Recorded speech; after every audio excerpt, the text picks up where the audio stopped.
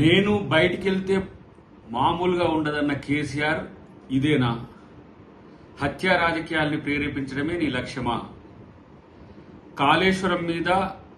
కాళేశ్వరం అవకతవకల మీద మీతో పాటు హరీష్ రావు ఇతర అధికారుల మీద ఏసీబీ కేసుల్ని తర్వాత కేసులను పురమాయించినందుకే తనను హత్య చేయించిండ్రా?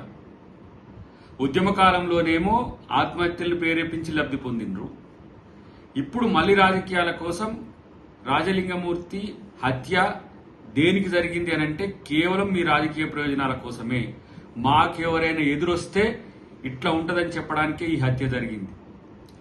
కేసీఆర్ని, హరీష్ రావుని, ఇతర అవినీతి అధికారులను ఈరోజు తను ఎదిరించినందుకే ఆ మాజీ కౌన్సిలర్ సరళ భర్త ఈరోజు హత్యకు గురైండు.